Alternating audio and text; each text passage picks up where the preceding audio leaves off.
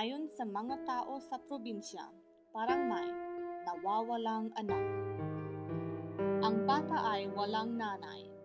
Tumingin ang iha para kay nanay niya. Huling nakita sa mga tao, nagkakaputing na bestida. Ngayon, naghahanap ang bata ng bagong nanay.